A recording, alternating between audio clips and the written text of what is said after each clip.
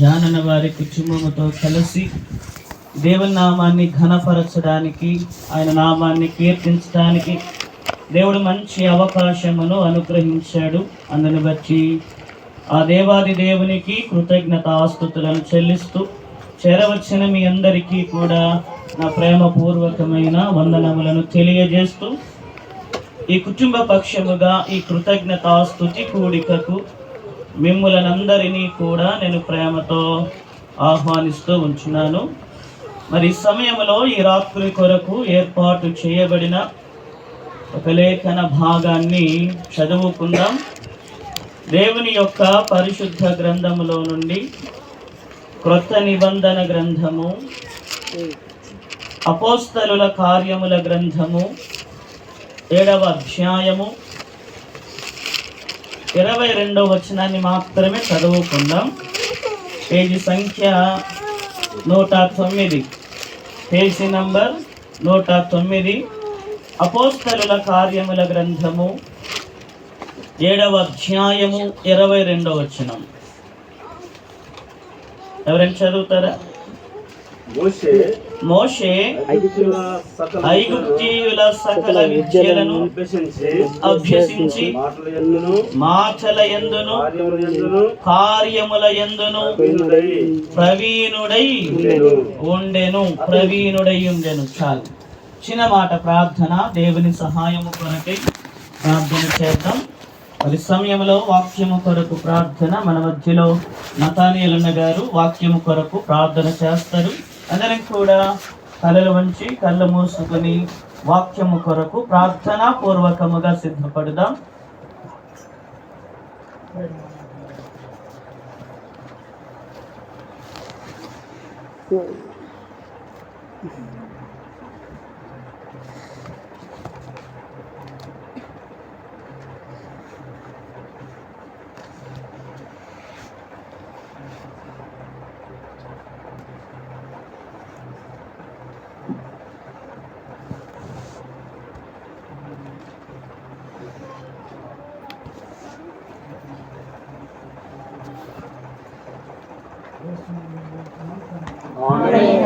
ఆమేన్.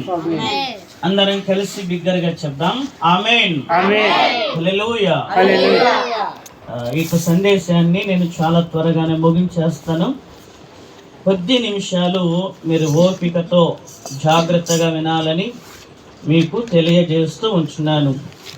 మరి రాత్రి ధ్యానము కొరకు దేవుని యొక్క పరిశుద్ధ గ్రంథములో నుండి అపోస్తలుల కార్యముల గ్రంథము 7వ అధ్యాయము 22వ వచనాన్ని మనం చదువుకున్నాం. చదువబడిన లేఖన భాగములో నుండి ఈ రాత్రి ఈ కుటుంబము ఏర్పాటు చేసుకొని ఉన్నటువంటి కృతజ్ఞతాస్తుతి కూడిక సందర్భముగా అంశం యొక్క పేరు ఐగుప్తు సకల విద్యలను అభ్యసించిన మోషే. అంశం యొక్క పేరు మరలా నేను తెలియపరుస్తూ ఉంచున్నాను. ఐగుప్తు సకల విద్యలను అభ్యసించిన మోషే అనే అంశాన్ని ఈ రాత్రి మనం ధ్యానము చేయబోతా ఉంటున్నాం. మోషే ఏం చేశాడంట? ఐగుప్తు దేశములో ఉండేటటువంటి అన్ని విద్యలను అభ్యసించాడు. అభ్యసించడము అంటే అర్థం ఏంటి? నేర్చుకోవడం, చదువుకోవటం మరియు సాధన చేయడం. వీటన్నిటికీ కలిపి ఒకే మాటగా అభ్యసించడం అని మనం చెప్తాం. మరి ఈ వచనం యొక్క ఉపోద్ఘాతాన్ని, పరిచయాన్ని నేను మీకు తెలియజేస్తాను. ఈ వచనాన్ని ఎవరు మాట్లాడారు అని అంటే క్రైస్తవ మొదటి హతసాక్షి స్టెఫెను గారు ఈ మాటలు మాట్లాడారు. ఈ మాటలు ఎవరు మాట్లాడారు చెప్పండి? క్రైస్తవ మొదటి హతసాక్షి స్టెఫెను ఈ మాటలు మాట్లాడాడు. ఎక్కడ మాట్లాడాడు అని అంటే సన్హెద్రిన్ సభ ఎదుట. దేని ఎదుట? సన్హెద్రిన్ సభ ఎదుట ఈ మాటలను మాట్లాడాడు. సన్హెద్రిన్ సభ అంటేనే మనకు గుర్తు రావాల్సినటువంటి ఒక వ్యక్తి ఎవరు? పౌలు గారు. పౌలు గారు కూడా సన్హెద్రిన్ సభలో ఒక సభ్యుడు. ఈ సన్హెద్రిన్ సభకు గల మరి ఒక పేరుంది బైబిల్ గ్రంథంలో. దీనిని యూదుల మహాసభ అని కూడా అంటారు. ఏమంటారు? యూదుల మహాసభ అని కూడా అంటారు. ఆ సన్హెద్రిన్ సభ గురించి కూడా కొంత పరిచయాన్ని నేను మీకు వివరించాలని సిద్ధపడ్డాను, కానీ చాలా విషయాలు నేను ఈ రాత్రి ప్రసంగంలో చెప్పాలని ఆశపడ్డాను, కానీ సమయం లేదు కనుక అలా కొంచెం చెప్పేసి నేను ముగించేస్తాను. మరి ఈ సన్హెద్రిన్ సభ ఎదుట స్టెఫెను గారు కొన్ని వందల సంవత్సరాల క్రితం జరిగినటువంటి సంఘటనలు తెలియపరచినట్లుగా మనం ఇక్కడ చూడగలుగుతాం. హల్లెలూయా. ఎవరి గురించి మాట్లాడుతూ ఉన్నాడు స్టెఫెను? ఎవరి గురించి మాట్లాడాడు? మోషే గురించి మాట్లాడాడు. ఎవరి గురించి చెప్పండి? కొన్ని వందల సంవత్సరాల క్రితం మోషే ప్రవక్తగా ఉన్నాడు, దేవుని సేవకునిగా ఉన్నాడు. అలాంటి ప్రవక్త గురించి కొన్ని సంవత్సరాలు గతించిన తరువాత మోషే గురించినటువంటి ప్రస్తావన స్టెఫెను సన్హెద్రిన్ యూదుల మహాసభ ఎదుట ఈ మాటలన్నిటినీ కూడా ఆయన మాట్లాడుతూ ఉన్నట్లుగా మనం చూడగలుగుతాం. 22వ వచనములో స్టెఫెను ఏమంటాడు అని అంటే, మోషే ఐగుప్తీయుల సకల విద్యలను, ఐగుప్తు దేశములో ఉండే అన్ని విద్యలు, అన్ని శాస్త్రాలు మోషే ఏం చేశాడంట? నేర్చుకున్నాడు. ఇది ఎప్పుడు సాధ్యమైంది మోషేకు? మోషేను ఎవరు దత్తత తీసుకున్నారు చెప్పండి? ఫరో యొక్క కుమార్తె మోషేను అడాప్ట్ చేసుకుంది, దత్తత తీసుకుని మోషేని పేరు పెట్టింది కూడా ఆమెనే. ఫరో యొక్క కుమార్తె మోషే అంటే ఎందుకు ఆ పేరు పెట్టిందంటే, నీటిలో నుండి తీయబడిన వాడు గనుక మోషే అనే నామకరణం ఫరో కుమార్తె చేసినట్లుగా మనం చూడగలుగుతాం. మరి ఫరో కుమార్తె యొక్క కుమారునిగా మోషే ఉన్నప్పుడు రాజ కుటుంబానికి చెందిన వాడే కదా. ఏ కుటుంబం చెప్పండి? రాజ కుటుంబం. ఆ దేశంలో ఏ విద్యలైతే ఉన్నాయో ఆ విద్యలన్నిటినీ కూడా మోషే నేర్చుకున్నట్లుగా ఈ వచనంలో స్టెఫెను మాట్లాడుతూ ఉంటున్నాడు.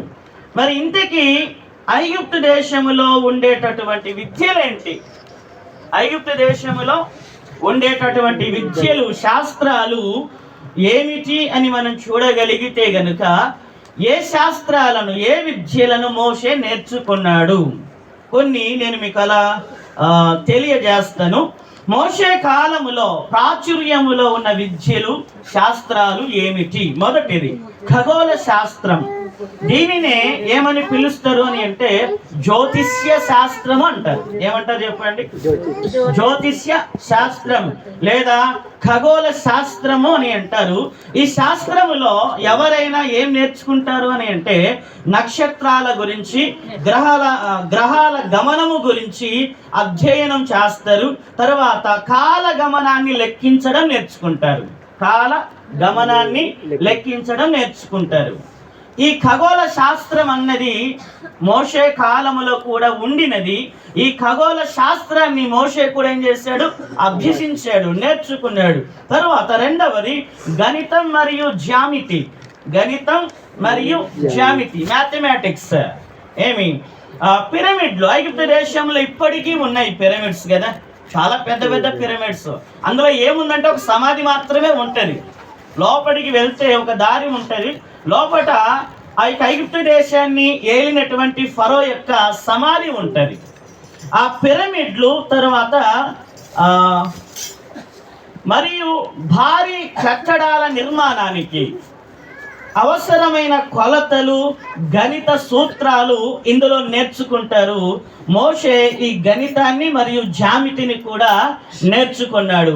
మూడవది మంత్ర విద్యలు. దీనిని ఇంగ్లీష్లో మ్యాజిక్ అంటాం కదా. ఇంగ్లీష్లో ఏమంటాం? మ్యాజిక్.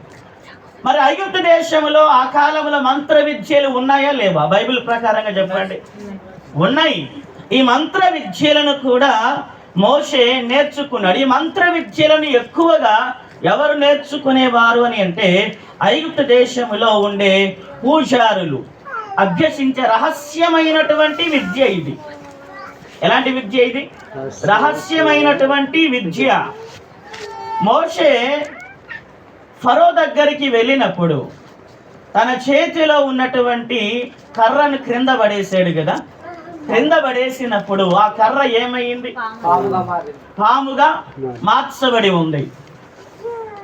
మరి అక్కడ ఉండే మంత్రగాళ్ళు, ఐగుప్తు దేశం యొక్క మంత్రగాళ్ళు, ఫరో యొక్క మంత్రగాళ్ళు కూడా ఏం చేశారు? వారి చేతుల్లో ఉండే కర్రలను క్రింద పడేశారు. ఆ కర్రలు కూడా ఏమయ్యాయి? పాములుగా మార్చబడ్డాయి కదా. అయితే ఇక్కడ విస్ట్ ఏంటంటే మోషే యొక్క పాము ఆ పాములను ఏం చేసింది? మృంగి వేసింది. మంత్ర విద్యలు ఉన్నాయి. కొన్ని వేల సంవత్సరాల క్రిందటే మంత్ర విద్యలు అనేటివి ఉన్నాయి, కానీ అవి దేవునికి సంబంధించినటువంటి విద్యలు కావు. సాతాను సంబంధమైనవి, సాతాను సంబంధమైనటువంటి విద్యలు. ఆ మంత్ర విద్యలను కూడా మోషే నేర్చుకున్నాడు. మరి తర్వాత ఇంకొకటి మనం చూస్తే గనుక వైద్యం, శస్త్రచికిత్స, దీన్ని మెడిసిన్ అంటాం ఇంగ్లీష్లో కదా. ఏమంటాం చెప్పండి? మెడిసిన్. ఆ మోషే కాలములో ఈజిప్టు వైద్యులు ప్రపంచములోనే అత్యంత నైపుణ్యము కలిగిన వారు. మోషే కాలంలో ఉండే వైద్యులు ఎలాంటి వారు? ప్రపంచంలోనే అత్యంత నైపుణ్యము కలిగిన వారు. ఎలాగంటారా? ఎలాగని అంటే శవాన్ని కొన్ని వేల సంవత్సరాల వరకు కూడా భద్రము చేయగలిగినటువంటి ఆ విద్య వారికి ఉంది. మనకు తెలిసిన వాళ్ళు చనిపోతే ఒక 2 రోజులు ఆలస్యం అయితే వాసన కొడుతుంది. వెంటనే ఏం చేస్తారు? ఆ డెడ్ బాడీ తీసుకొని వెళ్ళి ఖననం చేయాల్సిందే, లేదా భూస్థాపన చేయాల్సిందే. మరి ఈ ఐగుప్తు దేశంలో ఉండే ఈ వైద్యులు ఏం చేస్తారంటే అది కుళ్ళిపోకుండా, చెడిపోకుండా కొన్ని సంవత్సరాలు అది నిల్వ ఉండేటట్లుగా సమాధిలో ఏం చేస్తారు? భద్రపరుస్తారు. ఆనాటి కాలంలో ఇది ఉంది. ఆ వైద్యులకు అది స్పెషాలిటీ. ఆ విద్యను కూడా మోషే నేర్చుకున్నాడు. ఎందుకంటే కాబోయే ఫారో కదా. ఫరో తరువాత ఇతడు కూడా రాజకుమారుడే కనుక, కాబోయే రాజు కనుక ఈ విద్యలన్నీ నేర్చుకోవడం అన్నది మోషేకు అవసరం. రాజు అన్న వ్యక్తి జ్ఞానం కలిగి ఉండాలా? జ్ఞానిగా ఉండాలా? జ్ఞానము కలిగిన వాడై ఉండాలి. గనుక ఇవన్నీ మోషేకు అవసరం. గనుక ఆనాడు ఫరో కుమార్తె మోషేకు అన్ని విద్యలను, ఐగుప్తు దేశంలో ఏ విద్యలైతే ఉన్నాయో ఆ విద్యలన్నిటినీ నేర్పించింది. మోషే నేర్చుకున్నాడు. తర్వాత పరిపాలన మరియు రాజనీతి, దీని ఇంగ్లీష్లో పాలిటిక్స్ అండ్ అడ్మినిస్ట్రేషన్ అంటారు. Politics and administration. ఎలా పరిపాలించాలి, ఒక సామ్రాజ్యాన్ని ఎలా పాలించాలి, సైన్యాన్ని ఎలా నడపాలి, దౌత్య వ్యవహారాలు వంటి పరిపాలన నైపుణ్యాలు ఇందులో నేర్చుకుంటారు. పిల్లలకు సోషల్ స్టడీస్లో ఇది ఉంది కదా. సోషల్ స్టడీస్లో భూగోళ శాస్త్రము, చరిత్ర, ఇంకా పౌరశాస్త్రం, దీనిని ఏమంటారు? రాజనీతి శాస్త్రమే కదా. రాజనీతి శాస్త్రం ఇవన్నీ అందులో ఉంటాయి. ఆర్థిక శాస్త్రం, డబ్బుకు సంబంధించినటువంటి విషయాలన్నీ సోషల్ స్టడీస్లో నేర్చుకుంటాం. ఇక్కడ ఐగుప్తు దేశంలో ఈ శాస్త్రాన్ని కూడా మోషే గారు నేర్చుకున్నట్లుగా మనం చూడగలుగుతాం. చివరిది ఏంటంటే భాషలు మరియు లిపి. భాషలు మరియు లిపి ఇది కూడా చాలా అవసరం. ఇప్పుడు ముఖ్యమంత్రి ఉన్నాడు. ముఖ్యమంత్రి వేరే దేశానికి వెళ్తే ఏ భాషను మాట్లాడాలి? ఇంగ్లీష్లోనే మాట్లాడాలి. తెలుగు మాట్లాడితే వాళ్ళకి అర్థమవుతుందా? అర్థం కాదు. కనుక ఒక ముఖ్యమంత్రి అయి ఉండి ఇంగ్లీష్ మాట్లాడలేకపోతే ఏమవుతుంది చెప్పండి? పరువు పోతుంది. ఆ పరువు పోకూడదంటే ఏం చేయాలి? ఇంగ్లీషు నేర్చుకొని ఉండాలి, భాష వచ్చి ఉండాలి, అన్నిటి యందు అవగాహన ఉండాలి, అన్నిటి యందు నైపుణ్యము కలిగి ఉండాలి. మోషే కూడా అదే చేశాడు. సకల విద్యలను ఏం చేశాడంటే అభ్యసించాడు. తరువాత ఇంకా చెప్పబడి ఉంది. రండి 22వ వచనంలోనికి వస్తే, విద్యలను అభ్యసించి తరువాత మాటల యందును, దేని యందమ్మా? మాటల యందును కార్యముల యందును ప్రవీణుడై ఉండెను. సకల విద్యలను అభ్యసించాడు. తరువాత మాటల యందు కార్యముల యందు ఏమై ఉన్నాడంటే ప్రవీణుడై ఉండెను అని చెప్పి సన్హెద్రిన్ సభ ఎదుట స్టెఫెను మోషే గురించి, ఆయన యొక్క జ్ఞానము గురించి, ఆయన అభ్యసించిన విద్యల గురించి, ఆయన యొక్క చతురత గురించి, ఈ విషయాలన్నిటినీ కూడా ఆత్మపూర్ణుడై స్టెఫెను మాట్లాడుతూ ఉంటున్నాడు. మాటల యందు ప్రవీణుడై ఉన్నాడు. కార్యములు అనగా పనుల యందు కూడా ప్రవీణుడై ఉన్నాడు. మనం ఎలాగుంటామంటే రెండు ఉండాలి. మనం ఏం చేస్తామంటే మాటలు ఎక్కువ, పని తక్కువ. ఇలా చెప్పండి, మాటలు ఎక్కువ, పని తక్కువ. ఈ మాట్లాడేటోళ్ళు పనంతా వారే చేసినట్లుగా మాట్లాడుతుంటారు. చూస్తే ఏమి చేసిందేమీ లేదు. ఇక ఒక విషయం చెప్పమంటారా? ఏంటంటే ప్రభువు దేవుడు మనకు ఎన్ని చెవులు ఇచ్చాడు? నోర్లు ఎన్ని ఇచ్చాడు? ఒకటి ఇచ్చాడు. అంటే తక్కువగా మాట్లాడాలి, ఎక్కువగా వినాలి. అలా ఎవరైతే చేస్తారో, ఒకవేళ 2 నోర్లు పెట్టింటే దేవుడు ఏమై ఉండదో కదా.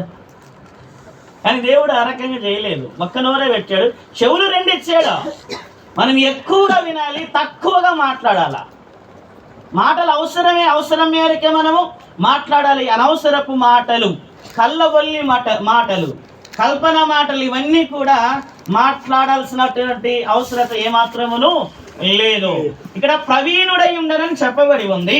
మరి ప్రవీణుడు అంటే అర్థం ఏంటి?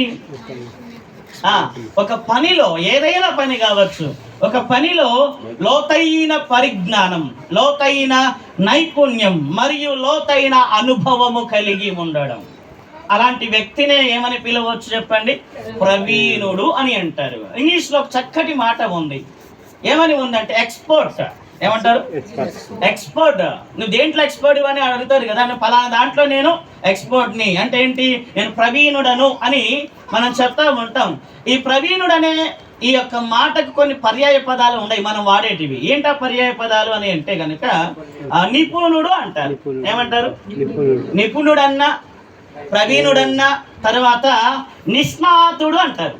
ఇంకొక మాట ఏమంటారు? నిష్ణాతుడు అంటారు. తర్వాత అనుభవజ్ఞుడు అని కూడా అంటారు. అనుభవజ్ఞుడు, దిట్ట. ఇంకొక మాట ఏమంటారు? దిట్ట. అందెవేసిన చేయి, నేర్పరి అని ఇవన్నీ కూడా ఒకే అర్థాన్ని తెలియజేసేటటువంటి పదాలు ఏవైనా అందులో ఉండేటువంటి భావము, తాత్పర్యము ఒకటే. మోషే సకల విద్యలను అభ్యసించాడు. అంత మాత్రముతోనే అయిపోలేదు, కానీ ఇంకా ఏం చేశాడంట? అతడు మాటలలో నేర్పరి అయి ఉన్నాడు. కార్యముల యందు అనగా పనుల విషయములో కూడా మోషే ఎలాగున్నాడు చెప్పండి? నిష్ణాతుడుగా, నిపుణుడుగా ఉన్నాడు. అందుకే మోషే గురించి ప్రభువే చెప్పాడు. ఏమని చెప్పాడు? నా ఇల్లంతటిలో నమ్మకమైన వాడు అని మోషే గురించి ఆ మాటలు అక్కడ మనం చూడగలుగుతూ ఉంటున్నాం. నేను చాలాసార్లు చెప్పేటటువంటి మాట ఏంటంటే, నేను లోకాన్ని సంఘానికి పోల్చట్లేదు, కానీ వాక్యముతోనే పోలుస్తాను. ప్రతి విషయాన్ని కూడా వాక్యముతోనే పోలుస్తాను. వాక్యము తెలియని వారికి అది వింతగా ఉండవచ్చు, విడ్డూరంగా ఉండవచ్చు, కానీ సత్యం అదే. సత్యం ఏంటో చెప్పండి? అదే. స్టెఫెన్ ఈ మాటలన్నీ వాస్తవాలు మాట్లాడాడు. సన్హెద్రిన్ సభ ఎదుట వాస్తవాలు చెప్పాడు. చెప్పిన తర్వాత పరలోకములో ఉండేటువంటి ఆ దేవుని కుడి పార్శ్వమున ఎవరు ఆసీనుడై ఉన్నాడు? యేసుక్రీస్తు ఆసీనుడై ఉన్నాడు. అది నేను చూస్తున్నాను అన్నాడు. ఎవరు? స్టెఫెన్. రియాలిటీగా చెప్పాలంటే వాస్తవంగా చూచాడు. దేవుడు ఆ దర్శనాన్ని స్టెఫెన్కి ఇచ్చాడు. అదే మాట సన్హెద్రిన్ సభ ఎదుట చెప్పినప్పుడు వారికి కోపం వచ్చింది. ఏమొచ్చింది? కోపం వచ్చి రాళ్లతో కొట్టి చంపేశారు. తెలుసా? సత్యాన్ని కొద్దిమంది జీర్ణించుకోలేరు, మింగలేక, కక్కలేక చాలామంది ఎలాగుంటారంటే దాన్ని యాక్సెప్ట్ చేయరు, అంగీకరించరు సత్యాన్ని. ఎందుకంటే అది చేదైనది, అది కారంలాగా ఉంటుంది, ఘాటైనది. అసత్యం ఎప్పుడు కూడా తీపిగా ఉంటుంది, వినడానికి సమ్మగా ఉంటుంది. చెవులకు ఎలా ఉంటుంది చెప్పండి? చాలా సమ్మగా ఉంటుంది. నేను వాక్యాన్ని సంఘానికి పోల్చే ప్రతి విషయాన్ని నేను ఆలోచనతో చెప్పేది. మీరు ఎప్పుడైనా గమనించండి, ఏంటంటే నేను చెప్పే ప్రతి మాట మీరు పాయింట్ చేసుకోండి. వాక్యంలో ఈ రకంగా ఉందా లేదా, సార్ ఏమైనా అబద్ధం చెప్పాడని కూడా మీరు చూసుకోవచ్చు. మనం ఆ రకంగా ఉండాలి కదా. ఏది చెప్తే అది నమ్మడం గుడ్డిగా ఫాలో అవ్వడం కాదు. బెరే సంఘ విశ్వాసుల్లాగా మనం ఏం చేయాలి? లేఖనాలను పరిశీలించాలి, పరిశోధించాలి. ఇది కరెక్టా కాదా, ఈ రకమైనటువంటి బోధ వాక్యానుసారమైనది అవునా కాదని మీరు పోల్చి చూచినప్పుడు చెప్పింది సత్యమా అసత్యం అన్నది మీకు అర్థమవుతుంది. నేను ముగింపులోనికి వస్తున్నాను, చూడండి, గమనించండి. మోషే ఐగుప్తు దేశంలోని సకల విద్యలను అభ్యసించాడు, అది మొదటిది. రెండవది, మాటలలో ప్రవీణుడై ఉన్నాడు. మూడవది, కార్యముల యందు ప్రవీణుడై ఉన్నాడు. ఇప్పుడు ముగింపు మాట వినండి. ఈ సమగ్రమైనటువంటి జ్ఞానం మోషేను సమర్థుడైన నాయకుడిగా తీర్చిదిద్దడానికి మరియు ఐగుప్తులో దేవుని సూచక క్రియలను ప్రదర్శించడానికి ఎంతో ఉపయోగపడింది. ఐగుప్తు దేశంలో నేర్చుకున్నటువంటి ఆ జ్ఞానం దేవుడు మోషేను ఐగుప్తు దేశానికి తిరిగి పంపినప్పుడు ఈ జ్ఞానం అన్నది అతడికి ఉపయోగపడింది. తరువాత ఇంకొక మాట ఏంటంటే, మోషే మాటల్లో అంటే ప్రసంగాలలో, తరువాత మోషే యొక్క చేతల్లో గొప్ప శక్తిమంతుడిగా ఉండేవాడు. ప్రజలందరినీ కూడా ఆకట్టుకునే నాయకత్వ పటిమ మోషేకు ఉండింది. అందుకే దేవుడు మోషేను ఎన్నుకున్నాడు. చాలా మంది ఉన్నారు ఇశ్రాయేల్ ప్రజలు, వారిలో ఎవరినైనా ఎన్నుకోవచ్చు కదా. మోషేనే ఎందుకు ఎన్నుకోవాలి? లేకపోతే అహరోను ఎన్నుకోవచ్చు కదా. అహరోను కాకుండా మోషేను ఎందుకు ఎన్నుకున్నాడు? అక్కడ యెహోషువ ఉన్నాడు, వాళ్ళు యవనస్తులు, మరి వారిని ఎన్నుకోవచ్చు కదా. అర్హతను చూస్తాడు దేవుడు. ఏం చూస్తాడు? అర్హత చూస్తాడు. డ్రైవింగ్ రానోనికి బైక్ ఇస్తే వాడు ఏం చేస్తాడు? యాక్సిడెంట్ చేస్తాడు. నాయకత్వ లక్షణాలు లేని వ్యక్తికి నాయకుడిగా ఎన్నుకుంటే వాడు ఏం చేస్తాడు? వాడే గుడ్డోడు. నిన్ను ఏం చేస్తాడు? వాడు గోతిలో వానితో పాటు పడేస్తాడు. అర్హత ఉండాలండి, ప్రతిదానికి కూడా ఏముండాలి? అర్హత ఉండాలి. ఇప్పుడు డ్రైవింగ్ వచ్చిన వ్యక్తికి మనం బైక్ ఇచ్చామనుకోండి, క్షేమంగా గమ్యాన్ని చేరుస్తాడు. బైబిల్ గ్రంథంలో దేవుడు ఎవరికి ఏ పని అప్పగించినా, దావీదు అయినా మోషే అయినా ఇతరత్ర ఎవరిని చూసినా కూడా వారి నిష్ణాతులుగా ఉన్నారు. పరిచర్యలోనికి రాక మునుపు, దేవుడు వారిని పిలవక మునుపు వాళ్ళు ఎలాగున్నారు చెప్పండి? వారు పని చేశారు చక్కగా. వారు ఈనాడు చూస్తే కనుక ఒక మాట ఏంటంటే, నేను ఇక్కడికి వచ్చిన తర్వాత ఒక లేఖన భాగం నాకు గుర్తొచ్చింది. ఈ గుడ్డను చూసి, క్లాత్ని చూసి చాలాసార్లు మీరు నన్ను గమనించుంటారు. ఆదివారం మీరు క్లాత్ వేసింటారు, మళ్ళా వచ్చిందని సర్దుతాను. అర్థమైందా? ఎందుకు సర్దుతావు? మేము వేసింది బాగాలేదా అని మీరు అనొచ్చు. ఒకసారి నేను చూపిస్తాను, మీరు వేసిన దానికి నేను వేసిన దానికి ఎంత తేడా ఉంటుందో. నేను ప్రతిదీ నిక్కచ్చిగా ఉండాలని ఆశపడతాను. ఇప్పుడు చూడండి, ఈ క్లాత్ ఎట్లుందో చూడండి. నేను వచ్చి దీన్ని సరి చేసాను మళ్ళా. అప్పుడు నాకు ఒక లేఖన భాగం గుర్తొచ్చింది. ఏంటంటే, తన పనిలో నిపుణత గల వాణిని చూచితివా, వాడు అల్పుల ఎదుట కాదు రాజుల ఎదుటనే వాడు నిలువబడతాడంట. పని చేయొచ్చు, వంట అందరూ చేస్తారు, రుచికరంగా కొద్ది మందే చేస్తారు, పనులు అందరూ చేస్తారు, పర్ఫెక్ట్గా ఖచ్చితత్వంతో కొద్ది మందే చేయగలుగుతారు. ఆ కొద్ది మందిలో మనముంటే మనం నిలవబడేది ఎక్కడ చెప్పండి? అల్పుల ఎదుట కాదు, రాజుల ఎదుటనే మనము నిలువబడగలుగుతాం. మందిరంలో కూడా మీరు చూసినప్పుడు ఆ కిటికీ డోర్లు ఇట్లే తెరిచిపెట్టొస్తారు. ఏం చేస్తారు? కిటికీ డోర్లు, అందులో ఉండే వస్తువులు తీసుకుంటారు, మంచిదే, అది క్లోజ్ చేయాలి కదా. అది చూడడానికి ఆ చివరని ఎంత అసహ్యంగా కనబడుతుందో తెలుసా? ఒకసారి ఫోటో కొట్టి చూడండి. నేను ఎన్నోసార్లు చెప్తాను, ఒక మేకన పెట్టండి, ఏదైనా ఒకటి అట్లా పెట్టండి, అది ఓపెన్ అవ్వకుండా అంటే ఎవరికి పచ్చడం లేదు. మందిర విషయాలలో నేను చాలా నిక్కచ్చిగానే ఉంటాను. మా కుటుంబ విషయంలో కూడా, మా ఇంట్లో పిల్లలు చిన్నోడు ఎక్కడ పడితే అక్కడ పడేస్తాడు ఆడుకునే వస్తువుల్ని. నేను చూస్తూ ఉండలేను వాటిని. మళ్ళీ ఎక్కడ ఉన్నవి అక్కడ సర్దుతాను, చేరుస్తాను. నాకు ఎవరైనా ఇంట్లోకి వచ్చినా కూడా ఒక అట్మాస్ఫియర్, ఒక మంచి వాతావరణం ఇంట్లో కనబడాలా. ఒక 5 నిమిషాలు వచ్చినటువంటి వ్యక్తి కూర్చొని హ్యాపీగా బయటికి వెళ్ళిపోవాలన్నటువంటి ఆ వాతావరణం ఇంట్లో ఉండాలి. ఎవరైనా అన్యులు వచ్చి మందిరంలో కూర్చుంటే ఆ వాతావరణానికి వారు ఫీల్ అవ్వాలి. మందిరంలో అలాంటి పరిస్థితిని కల్పించాలి. మనమే, దేవుడు వచ్చిన చేయడు. ఆ భారం, ఆ బాధ్యత అంతా మన మీదే మోపబడి ఉంది. మోషే తన పనిలో కూడా నిష్ణాతుడిగా ఉన్నాడు. తను చేసే పనుల విషయంలో నిష్ణాతుడిగా ఉన్నాడు. మాటల్లో నేర్పరితనం, నత్తివాడే కావచ్చు కానీ మాటల్లో ఏముంది? నేర్పరితనం, నాయకత్వ పటిమ మోషేలో ఉంది. కనుక దేవుడు ఏం చేశాడంటే మోషేను నాయకునిగా ఎన్నుకున్నాడు. మోషే 40 సంవత్సరాలు మన పిఎస్ వాంగ్ గారు చెప్పారు కదా, యవనస్తులను ఉద్దేశించి మోషే యొక్క జీవితాన్ని 3 భాగాలుగా చెప్పాడు. 40+40+40. మొదటి 40 సంవత్సరాలు ఐగుప్తు దేశంలో విద్యను అభ్యసించాడు. మిగతా 40 సంవత్సరాలు మిద్యాను దేశంలో గొర్రెలు కాస్తూ అక్కడ కూడా ఏమయ్యాడు? తర్ఫీదు పొందాడు. మిగతా 40 సంవత్సరాలు ఏం చేశాడు? తన సేవలో తనను వాడుకున్నాడు. చాలా మంది తర్ఫీదు లేకుండా, ట్రైనింగ్ లేకుండా నేను సేవ చేస్తానంటే రాళ్ళ సేన్లలో గుంటకు పోసినట్లే ఉంటుంది. ట్రైనింగ్ చాలా ముఖ్యమైనది. మోషే నేర్చుకున్నాడు కదా, ట్రైనింగ్ పొందాడు. అక్కడ 40 సంవత్సరాలు, అరణ్యంలో 40 సంవత్సరాలు, 80 సంవత్సరాలు నేర్చుకున్న తర్వాత మిగతా 40 సంవత్సరాలు దేవుని జనాంగాన్ని నడిపించగలిగాడు. ట్రైనింగ్ లేకుండా చేయలేడు మోషే. కాబట్టి ఈ రాత్రి మాటలు ఎందుకు చెప్పానంటే, ఇప్పుడు జెఫన్యా 10వ తరగతి పాస్ అయ్యాడు. ఇంకా కొద్ది రోజుల్లో కుటుంబాన్ని వదిలి విజయవాడ వెళ్ళనించున్నాడు. కనుక ఈ ప్రసంగము ద్వారా జెఫన్యాకు అంత మాత్రమే కాకుండా వచ్చిన వారిని అందరినీ ఉద్దేశించి, ఎవరైతే చదువుతూ ఉంటున్నారో వారందరినీ ఉద్దేశించి ముగింపు మాటగా, అన్వయింపుగా ఒక మాట చెప్తున్నాను. ఏంటంటే, మోషే వలె జెఫన్యా మరియు జెఫన్యాతో పాటుగా మన సంఘములో ఉన్నటువంటి బిడ్డలందరూ కూడా ఉన్నత చదువులు, మోషే చదివాడు కదా, ఆ రకంగా ఉన్నత చదువులు చదివి ఉన్నత స్థితికి చేరుకోవాలని మనస్ఫూర్తిగా నేను ఆశిస్తూ ఉంటున్నాను. అట్టి కృప జెఫన్యాకును సంఘములోనున్న ప్రతి ఒక్కరికి దేవుడు దయచేయునుగాక. ఆమేన్. హల్లెలూయా.